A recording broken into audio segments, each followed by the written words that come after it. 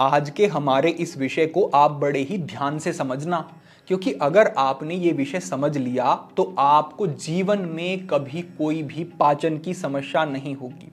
देखिए, शुश्रु संहिता के अंतर्गत कहा गया है कि तंत्राग्नि परमो देहे सर्वेशाम जीवनम समृतम, यानी कि आपके जीवन का जो मूल है, शरीर का जो आधार है, वो अग्नि है। ये अग्नियां जो हैं आयुर्वेद के अंतर्गत 13 प्रकार की बताई गई हैं।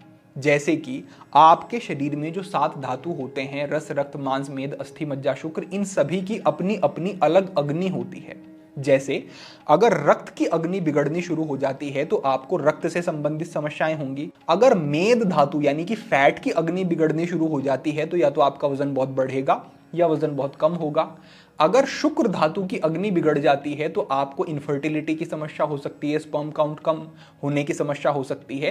तो जिस धातु की अग्नि बिगड़ेगी उसी धातु से संबंधित समस्या आपको होगी। ये जो सारी अग्नियां हैं, कहा गया है कि इनमें सबसे प्रधान होती है जठराग्नि।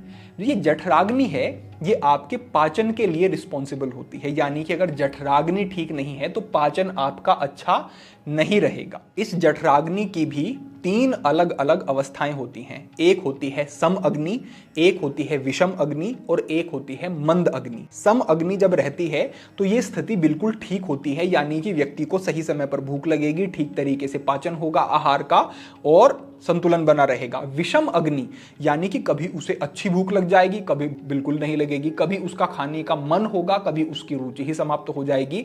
इस तरीके की स्थिति विषम अग्नि में बनती है। तीसरे स्तर पर आती है मंद अग्नि, यानी कि उसे इच्छा ही नहीं होगी, खाया ही नहीं जाएगा, खाएगा तो उसका पाचन नहीं होगा, पेट में भारीपन बना रहेगा, उसके मस्तिष्क पर उसका गहरा प्रभाव होगा, क्योंकि पाचन खराब तो दिमाग भी खराब होना शुरू हो जाता है। तो ये क्या होती है? ये होती है मंद अग्नि। तो इन 3 अग्नियों में जो सम अग्नि है वो बेहतर है, तो इसको तो हम हटा देते हैं। अब बचती है विषम अग्नि और मंद अग्नि। ये क्यों होती है? ये होती है भारी भोजन, गरिष्ठ भोजन और अधिक मात्रा में भोजन करने से। आप शादी में चले गए, अलग अलग प्रकार के आपने आहार बहुत ज्यादा खा लिए, देर रात से आपने खा लिए, वो गरिष्ठ भी हैं, वो भारी भी हैं, और आपने देर से खाए, गलत समय पर खाए, इच्छा से अधिक खाए, तो आपकी अग्नि पर प्रभाव पड़ेगा। इसी तरीके से 1-2 बार, 5-10 बार में कुछ नहीं होता है। जब निरंतर आप ऐसे करते रहते हैं तो आपका पाचन जो है बिगड़ना शुरू हो जाता है। उसके संकेत भी आपको मिलते हैं, लेकिन जब आप संकेत को नहीं समझते हैं, फिर भी गलती करते रहते हैं, तो अग्नि मंद हो जाती है, पाचन बिगड़ जाता है। जब ये आप गरिष्ठ भारी भोजन करते हैं तो पेट में सड़ता है, इससे वायु बनती है। तो जो ये विषम अग्नि होती है ये शरीर में वायु के बढ़ने से होती है, और जो मंदाग्नि है वो कफ बढ़ता है शरीर में, उससे होती है। और जो ये सम अग्नि होती है, जब पित्त की अवस्था शरीर में सही बनी रहती है तो सम रहती है अग्नि। तो हमें क्या करना होगा? अब इस अग्नि को ठीक रखने के लिए हमें वात को और कफ को कम करना होगा और जठराग्नि को बढ़ाने वाली चीजों का प्रयोग करना होगा। अब यहां पर इस मार्गदर्शन को मैं 2 अलग अलग भागों में मोड़ता हूं। एक जाएगा आयुर्वेद की ओर और एक जाएगा योग की ओर। यहां पर हमारा जो पहला आयुर्वेद का प्रयोग है, केवल एक प्रयोग बता रहा हूं, इसे ही कर लो तो बड़े बदलाव मिलेंगे। करना यह है कि सुबह उठें और खाली पेट 3 चुटकी आपको सौंठ लेनी है। 3 चुटकी भर के सौंठ ली और 1 चम्मच गाय का घी आपको लेना है। इस घी में इस सौंठ को मिला लें और इसको आप खाली पेट सुबह ले लें। उसके बाद जब भूख लगे तभी आहार आपको लेना है। ऐसा आप करेंगे तो जठराग्नि आपकी निश्चित रूप से बढ़ेगी, क्योंकि आयुर्वेद में घी को सर्वोत्तम औषधि बताया है जठराग्नि के लिए। ऐसे समझे जैसे आप हवन करते हैं तो हवन में आप घी डालते हैं तो अग्नि बढ़ती है। इसी तरीके से जो पाचन की अग्नि है, जब आप घी का प्रयोग करते हैं तो धीरे धीरे वो प्रदीप्त होनी शुरू होती है और बढ़नी शुरू होती है। जो यहाँ पर सौंठ है ये भी पाचन के लिए बहुत ही बेहतर होती है और ये वात को कम करने वाली होती है। स्वभाव में गर्म होती है, वात ठंडी होती है, ये गर्म होती है, तो वहां पर कार्य करती है। पाचन में जो असुविधा आपको समस्या हो रही है उसको ठीक करने का काम करती है। सौंठ और घी को जब एक साथ मिला दिया जाता है तो ये एक बहुत ही उपयोगी जठराग्नि को बढ़ाने के लिए योग बन जाता है। इसका सेवन आपको करना है। जब तक आपको समस्या लग रही है या फिर आपको लग रहा है कि भूख खुल के नहीं लग रही है, तब तक इसका सेवन आप करते रहें। इसकी कोई ऐसी हानि आपको बिल्कुल नहीं देखने को मिलेगी। तो ये प्रयोग हमारा हुआ जो आयुर्वेद के अंतर्गत रहेगा। अब हम समझते हैं कि क्या वो परम उपयोगी योग अभ्यास हैं जो आपके पाचन को दुरुस्त करने और जठराग्नि को बढ़ाने में काम करेंगे। अब आप हमें ऐसा बैठे हुए देखेंगे और इस तरीके से हमने इन चीजों का प्रयोग किया है, तो आपके मन में प्रश्न होगा कि कौन सा अभ्यास कर रहे हैं और ऐसे क्यों प्रयोग किया। तो देखिए, यहां पर हम कर रहे हैं मंडूकासन का अभ्यास। सामान्यतः हम समझते हैं कि मंडूकासन यानी डायबिटीज के लिए, लेकिन ऐसा नहीं है। आपकी पेनक्रियाज आपके पाचन का भी एक अंग है और ये उसी स्थान पर है जहां पर आपका आमाशय है, आते हैं उसी स्थान पर पेनक्रियाज भी है। तो जब आप मंडूकासन का अभ्यास करते हैं तो स्वाभाविक ही पूरे पाचन तंत्र पे उसका प्रभाव आता है। इस तरीके से हमने जो प्रयोग किया है ये केवल उनके लिए जिनको वज्रासन में बैठने में समस्या है, घुटनों में समस्या है, पिंडलियों में जकड़न है, कुछ भी समस्या है। तो एक हमने चंदर ली, उसको रोल किया और अपने पैर के नीचे यहां पर एंकल के नीचे रखा जिससे कि एंकल पे दबाव ना आए।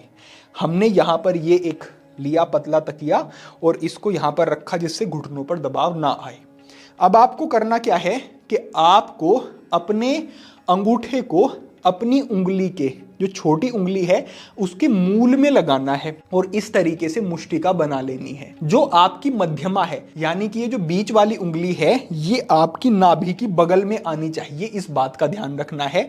नाभि की बगल में आती है तो ये नीचे की तरफ, क्योंकि ये जो नीचे की दो उंगलियां हैं फिर ये हमारी नाभि से नीचे की तरफ काम करती हैं। जो इंटेस्टाइन में समस्या है, कॉन्स्टिपेशन है, उसके लिए हो जाता है। और ऊपर की जो हमारी उंगलियां होती हैं वो ऊपर जो आमाशय है उस पर एक दबाव बनाती हैं और प्रभाव आता है। तो स्थान हमने बता दिया क्या होना चाहिए, मध्यमा आपकी नाभि के बिल्कुल बगल में होनी चाहिए। ऐसे आ गए जी। उसके बाद सांस की क्या स्थिति हो, सांस हमेशा जब भी मंडूकासन में जाएं तो सांस बाहर छोड़ते हुए नीचे जाएंगे। बाहर छोड़ के नीचे गए, लंबे समय तक अगर मंडूकासन में रुक रहे हैं तो सांस नीचे जाके लेते रहें। एक तरीका ये हुआ। दूसरा तरीका मैं अब आपको बताता हूं।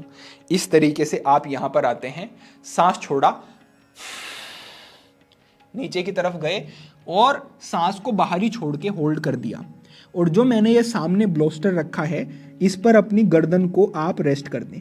ये इसका बिल्कुल सरल प्रकारांत है और इसमें आप लंबे समय तक भी रुक सकते हैं। अब यहां जाकर के या तो आप सांस को बाहर छोड़ करके बाहर ही रोक करके रखें, जब तक रोक करके रख पा रहे हैं तब तक यहां रुकें और फिर सांस बढ़ते हुए वापस आ जाएं, या फिर आप नीचे जाते हैं और यहां आने के बाद आप धीमा धीमा सामान्य सांस लेते रह सकते हैं। इस तरीके का अभ्यास भी आप कर सकते हैं, या फिर आप दोनों ही तरीके से कर लें। सांस को बाहर छोड़ के और रोक के जो अभ्यास कर रहे हैं 2 बार 3 बार उसे कर लें और उसके बाद सामान्य श्वसन के साथ 2 मिनट 3 मिनट तक इस अभ्यास में रुकें। 2-3 मिनट तक भी रुकना आपको सरल रहेगा जब आप इस तरीके से इन प्रॉप्स का प्रयोग करेंगे। अगर आप बिल्कुल सहज हैं और आपको फ्लेक्सिबिलिटी की कोई समस्या नहीं है, शरीर बिल्कुल स्वस्थ है, तो बस ऐसे आ जाएं और उसके बाद इसी प्रकार से हाथों को जमाया, सांस छोड़ते हुए इस तरीके से यहां पर आए और यहीं पर आपको फिर रुकना है।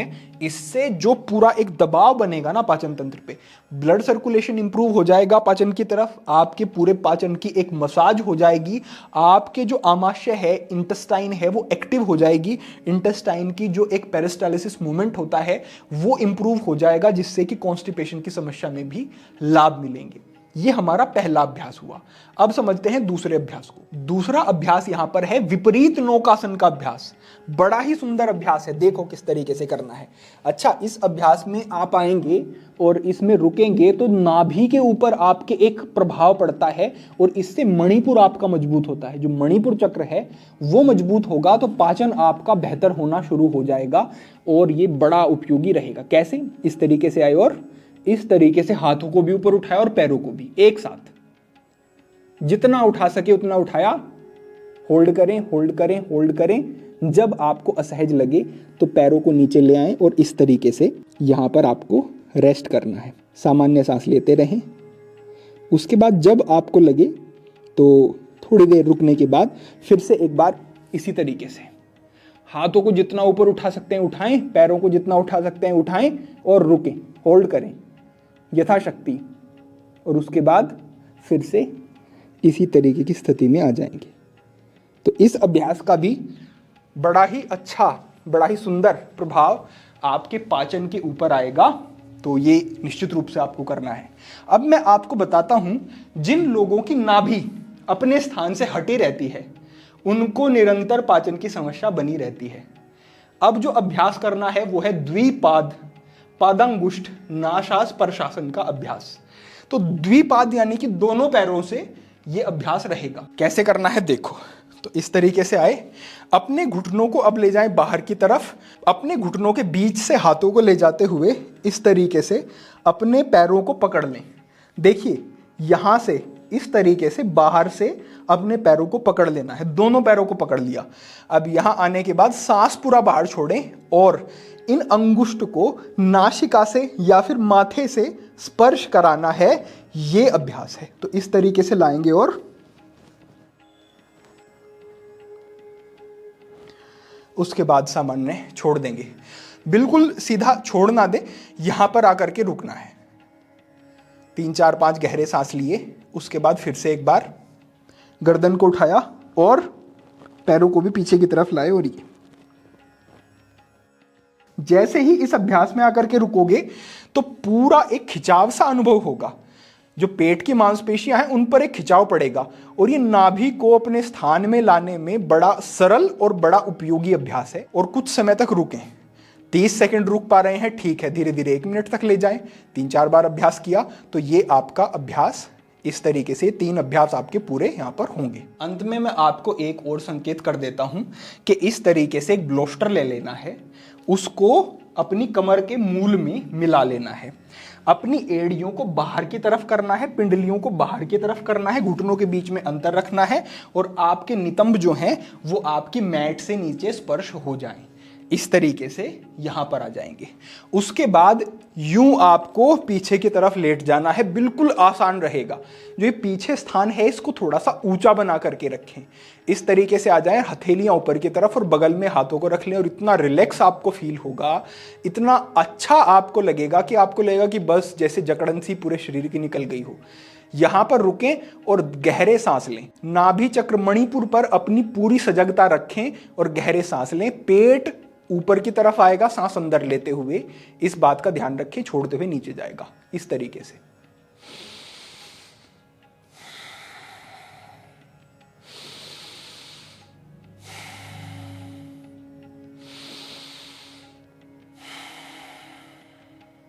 बस ये अभ्यास आपको करना है। इसमें भी आप अपनी क्षमता के अनुसार 3 4 5 6 मिनट तक रुकें, उपयोगी रहेगा। तो ये जो हमारा अंतिम अभ्यास था ये भी बड़ा विख्यात है, पाचन की समस्याओं में इसका बहुत ही अच्छा प्रभाव देखने को मिलता है। तो इस तरीके से हमने आपको आयुर्वेदिक प्रयोग बताया, सरल और सुरक्षित, घर पर ही आपको उपलब्ध चीजें हैं और हमने ये आपको अभ्यास बताई। इसमें भी कोई आपको आयोजन नहीं करना है, ये तो आप बस एक मैट चाहिए और आपका संकल्प चाहिए, आप शुरू करें और देखें फिर के चाहे गैस हो, एसिडिटी हो, IBS हो या फिर आपको मंदाग्नि, भारीपन हो पेट में, कॉन्स्टिपेशन हो, सभी समस्याओं में ये उपयोगी अभ्यास है। पाचन के लिए बड़ा हितकारी ये मार्गदर्शन है, ऐसा समझें।